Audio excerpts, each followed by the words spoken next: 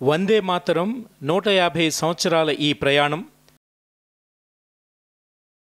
అనేక దశలను దాటింది. కానీ ఆదరణీయ అధ్యక్ష గారు, వందే మాతరం 50 సంవత్సరాలు పూర్తయ్యే సమయానికి దేశం బానిస జీవితం గడిపే నిస్సహాయ స్థితిలో ఉంది. మరియు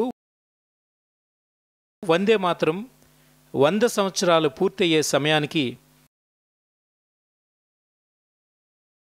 దేశం అత్యవసర పరిస్థితి సంకెళ్లలో చిక్కుకుంది.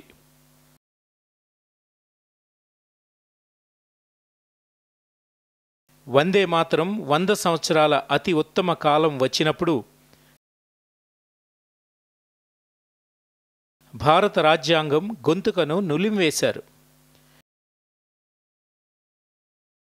వందే మాతరం 100 సంవత్సరాలు పూర్తయ్యే సమయానికి దేశభక్తులైన ప్రాణత్యాగానికి సిద్ధమైన వారిని జైళ్ల ఊసల వెనుక బంధించారు. దేశానికి స్వాతంత్ర్య శక్తిని అందించిన వందే మాతరం గీతానికి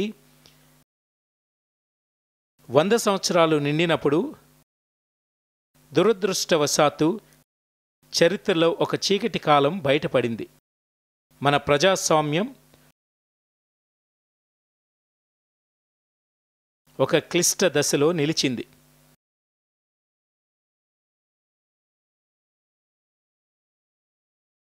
ఆదరణీయ అధ్యక్ష గారు, 150 సంవత్సరాలు ఆ మహత్తర అధ్యాయం, ఆ గౌరవాన్ని తిరిగి స్థాపించుకునే అవకాశం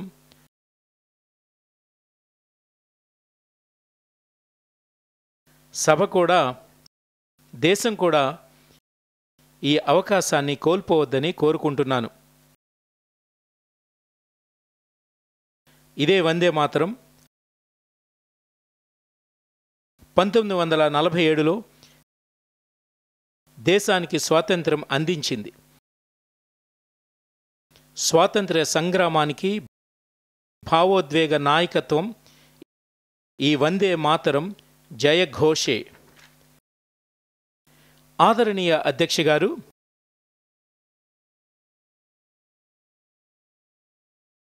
నేడు నేను వందే మాతరం 150 చర్చను ప్రారంభించడానికి నిల్చున్నప్పుడు ఇక్కడ పక్షం ప్రతిపక్షాలు లేవు.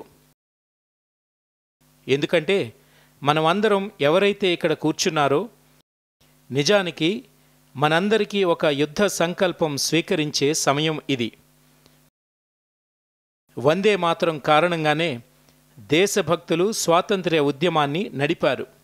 దాని ఫలితంగానే మనమందరం నేడు ఇక్కడ కూర్చొని ఉన్నాం. అందువల్ల మనమందరం ఎంపీలకు, మనందరం ప్రజాప్రతినిధులకు ఇది వందే మాతరం యుద్ధ సంకల్పం స్వీకరించే పవిత్ర పర్వం.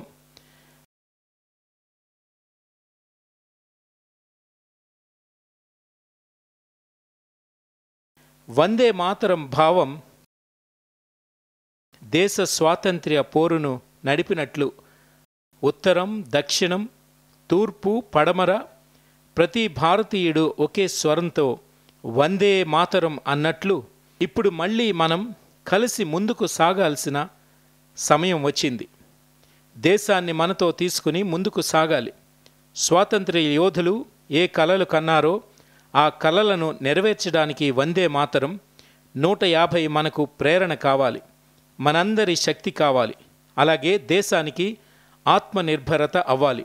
2047 నాటికి అభివృద్ధి చెందిన భారతం నిర్మించుకోవాలి. ఈ సంకల్పాన్ని పునరుద్ఘాటించడానికి ఈ వందే మాతరం మనకు ఇచ్చిన గొప్ప అవకాశం.